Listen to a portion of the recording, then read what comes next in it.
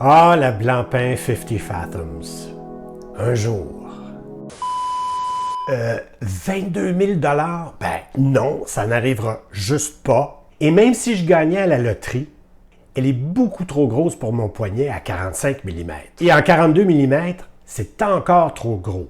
Et je sais ce que vous allez me dire. Il y a la Swatch Blancpain. Superbe couleur. Une montre en plastique, offerte à plusieurs centaines de dollars avec un mouvement automatique que vous ne pourrez jamais faire réparer. Aussi bien jeter 500 $ à la poubelle tout de suite, c'est non, c'est non, c'est non. Il doit bien y avoir une façon de s'inspirer de cette mythique montre de plongée sans avoir à braquer une banque ou prendre 50 kilos. Je vous présente aujourd'hui des montres fortement inspirées de la 50 Fathoms, à prix plus que populaire et dans des tailles un peu différentes et plus faciles à porter. Et un peu plus tard dans la vidéo, je vous présente celle que j'ai achetée et que j'ai revendue sur un coup de tête. Ah, qu'est-ce que j'ai fait là? Bonjour et bienvenue à Jamais sans ma montre.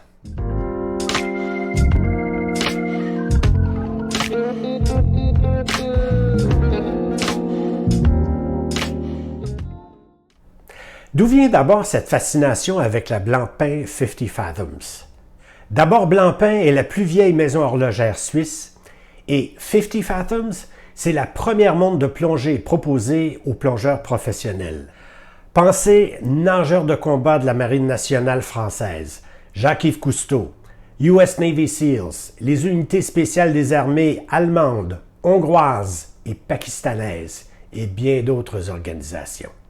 Voici donc les prétendants au titre de la meilleure montre hommage à la Blancpain 50 Fathoms, et il y en a plusieurs. Et si j'en oublie, et je suis sûr que j'en ai oublié quelques-unes, s'il vous plaît, vous me les suggérez dans les commentaires. Merci. On commence avec les modèles de chez AliExpress, du plus cher au plus abordable. Voici donc celles que j'ai éliminées. La première, la Rhudeland, à plus de 400 $. 41 mm de diamètre, mais le nom, j'arrive pas à le prononcer, non, je peux pas. La deuxième, la Octopus Kraken, à 339 $, mouvement NH35 de Seiko, mais 44 mm et bracelet de 23 mm. Beaucoup de présence au poignet, c'est encore trop gros. La troisième, la Reef Tiger, le tigre des récifs. Je me demande qui pense à ces noms. 338 $, mais 44 mm et un bracelet de 22 mm, c'est gros, c'est très gros. La quatrième, Steel Dive, à 275 $, 41 mm et un mouvement Seiko NH35. Pas mal, mais c'est cher pour une Steel Dive, non? La cinquième, la Thorn. Thorn, ça veut dire épine, un logo qui évoque une Tudor d'une autre époque. C'est assez bien trouvé. Bronze sans logo, 248 $, 40 mm de diamètre, ça va, mais 50 mm de longueur, ça roule autour de mon poignet, c'est trop grand. En sixième place, la Thorn bronze avec logo, 228 $ et 55, même taille, trop gros. Et ensuite, sur le cadran, vous avez les mots Classic Tribution. Tribution, c'est même pas un mot en anglais. Et si c'était tradition, ça serait encore plus rigolo parce que c'est drôlement exagéré pour une copie de montre de mettre les mots Classic Tradition. Pensez-y, une tradition classique, sérieusement. En septième place, Corgé, à 160 $, un autre nom que je n'arrive pas à prononcer et que j'aurais du mal à endurer sur mon poignet, diamètre de 45 mm, bracelet de 23 mm, épaisseur de 16,2 mm. On ne parle même pas ici de sa longueur, mais je crois qu'on ne s'en vante pas. On peut imaginer que c'est très gros, très long. Et la dernière, la Thorn Acier, à 138 $, en 40 mm, mais bon, 50 mm de long. Et 50 mm de long, c'est vraiment la limite. Et là, on a fait une bêtise. Le texte sous le pignon, Exploration Road. Franchement, on aurait dû se limiter à 2 lignes de texte, c'est bien assez. Exploration Road, qu'est-ce que ça veut dire? La route de l'exploration? C'est une montre de plongée, qu'est-ce qu'on fait là? Ah, on n'aurait pas dû. Je vous ai mis les liens de toutes ces montres dans la description, s'il y en a une qui vous tente. Dites-moi aussi dans les commentaires, Quelle est votre montre hommage à la 50 Fathoms que vous préférez? Si j'avais eu un peu plus de présence d'esprit il y a quelques années, j'aurais acheté la Richard le Grand. Superbe micro-marque avec un mouvement Miyota de la série 9000. Mais comme bien des micro-marques, elle est en rupture de stock. Qui sait si elle reviendra un jour? Sait-on jamais. En passant, 50 Fathoms, ça veut dire quoi? Un fathom, c'est l'équivalent de 6 pieds ou la longueur des bras d'un homme. 50 fathoms, c'est 81,44 mètres ou environ 300 pieds. L'expression vient d'un texte de Shakespeare, croyez-le ou non. N'oubliez pas de vous abonner à la chaîne, de donner un like à la vidéo et surtout d'activer le rappel pour être informé des nouvelles vidéos publiées sur la chaîne et ne rien manquer. Mais surtout, merci d'être là. Je vous présente la montre que j'ai choisie, soit la Watch Dives WD50FK-K1. D'abord, ça vient dans une boîte de transport, capitonnée, vous en avez déjà vu. Vous aurez aussi un petit outil pour le bracelet. Vous aurez livret d'instructions et une carte de garantie, croyez-le ou non, signée. Garantie internationale de 2 ans. On est ici sur un boîtier en acier 316L et remarquez le fini. Il est satiné par micro-billes. Alors, il n'y a rien de poli sur ce boîtier. Ça ressemble à du titane, mais c'est de l'acier. L'acier, c'est un peu plus lourd, mais plus résistant aux égratignures. Couronne vissée signée. Fond vissé stérile. Résistance à l'eau annoncée de 300 mètres. Bon, je ne sais pas si on peut vraiment s'y fier, mais avec une couronne et un fond vissé, vous pourrez sans doute plonger à l'eau sans crainte. Diamètre 40 mm, longueur corne à corne 48 mm et 14 mm d'épaisseur. Remarquez ici ce verre bombé, très très rétro. Les cônes sont percés pour faciliter le changement de bracelet, bien que un entrecorne à 19 mm, c'est assez limitant. Vous aurez du mal à trouver des bracelets de 19 mm. La montre est offerte avec un bracelet double en nylon de 20 mm. Donc, tant que vos bracelets de 20 mm sont en nylon ou élastique, ça ira très bien. J'ai essayé un bracelet de caoutchouc de 20 mm, mais sans succès, je n'arrivais pas à l'installer. Lunettes, 120 clics. Insert en céramique. Drôle d'idée la céramique quand même. L'aluminium aurait fait très bien l'affaire et aurait fait un peu plus vieillot. S'il avait été en verre bombé par exemple, ça aurait été encore plus fidèle à l'original. Je pense tout à coup à ma Spinnaker ici qui a une lunette en verre bombé. Ça fait très très 50 Fathoms.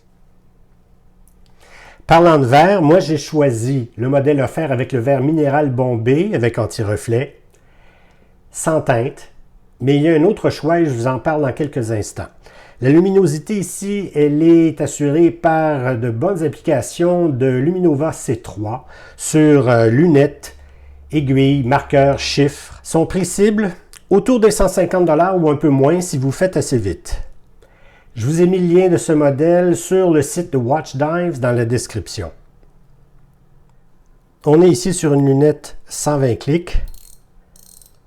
Le son est pas très convaincant. Et il y a quand même un peu de jeu. Ce qui en fait l'aide à s'aligner un peu mieux.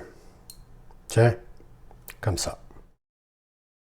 Quant au mouvement, ici on est sur du Seiko NH35 automatique qui permet le remontage et la fonction stop seconde. Sa précision est de -20 à 40 secondes par jour, il oscille à 21 600 battements à l'heure et sa réserve de marche est de 40 heures. C'est réputé, c'est solide, c'est facile à réparer ou même à remplacer à un coût très abordable. Vous trouverez ce mouvement dans des montres variant de 300 à 700 $, donc au prix de cette montre aujourd'hui, c'est quand même une aubaine. Le mouvement Seiko NH35 comprend la date, ce qui veut dire qu'en tirant la couronne une fois, vous êtes dans cette position fantôme de réglage de date qui ici ne sert strictement à rien. Je tire un coup de plus, fonction stop seconde, on règle les aiguilles, c'est souple, c'est convaincant. Pas de souci ici. Se visse très bien. Il existe 8 versions différentes sur le site d'AliExpress. La classique, celle avec le disque non radioactif, avec le verre saphir, fini acier, fini titane et 2 bracelets différents. Bracelet noir rayé, bracelet brun. J'ai choisi le modèle qui me semblait le plus ancien, soit le modèle militaire, Mil-Spec. Attention ici, le supplément à payer pour le verre saphir est de 50 $. Et je trouve ça un peu audacieux, pas vous? Alors la voici au poignet. Le bracelet double, vous en conviendrez, ajoute quand même pas mal de hauteur au boîtier. Il y a environ 5 façons d'attacher le bracelet double de nylon et je vais vous montrer ma façon.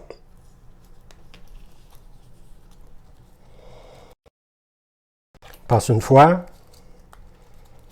passe 2 fois.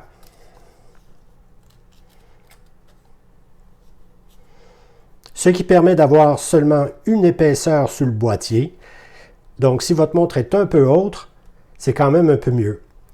Et ici, bien sûr, toute l'épaisseur est près de la boucle. C'est une autre façon d'attacher ce genre de bracelet de nylon double. La voici ici sur un bracelet Marine Nationale, nylon extensible, bien sûr, extrêmement confortable. Tout ce que j'avais sous la main, c'était un 21 mm, mais bon, ça fait. En forçant un peu, ça va très bien puisque le matériau est extensible.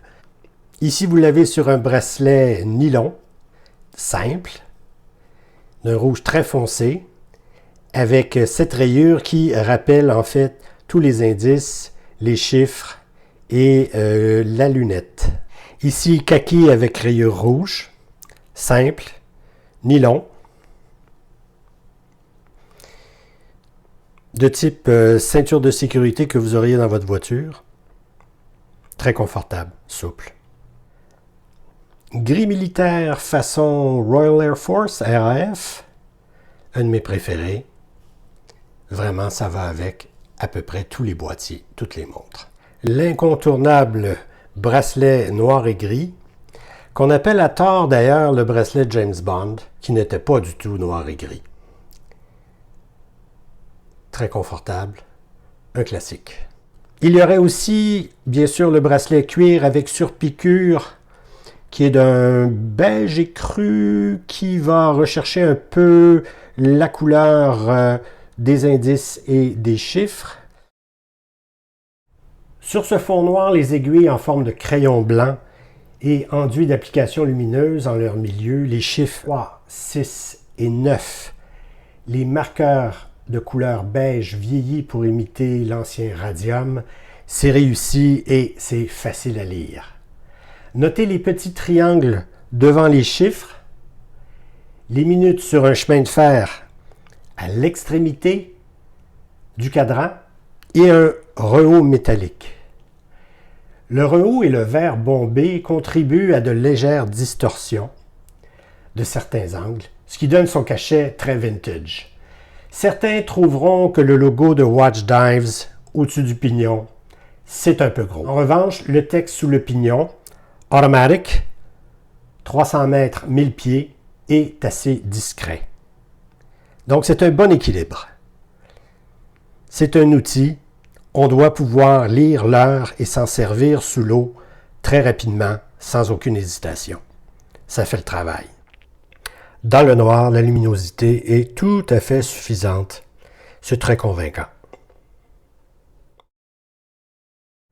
Voici ce qu'on aime de la Watch Dives 50 Fathoms. D'abord sa taille. Avec un diamètre de 40 mm et une longueur corne à corne de 48 mm, enfin une pièce que presque tout le monde peut porter. 48 mm, c'est encore long, mais la forme du boîtier et des cornes ont été pensées de cette façon pour permettre l'installation de bracelets un peu plus robustes à l'épreuve des nageurs de combat.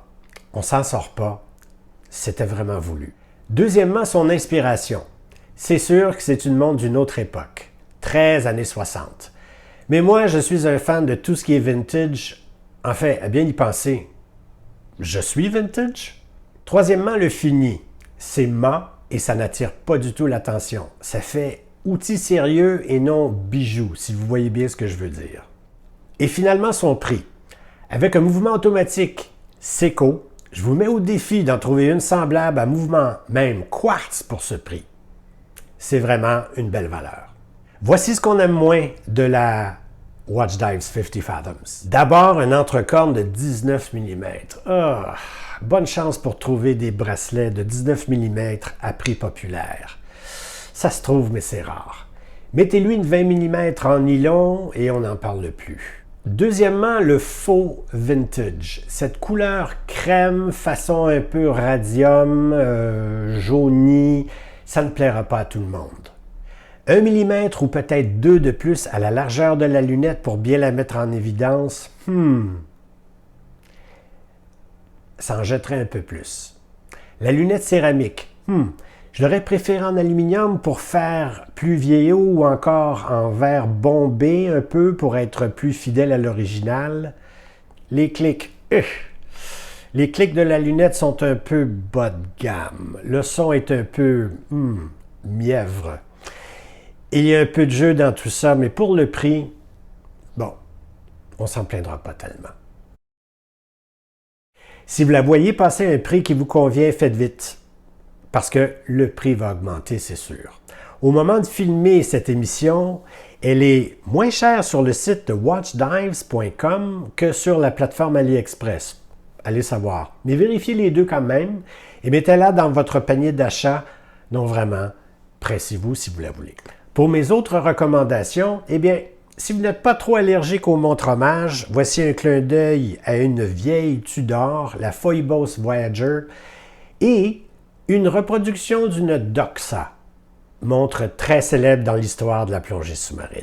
Merci d'être resté jusqu'à la fin et au plaisir de vous retrouver dans une prochaine vidéo. À très bientôt.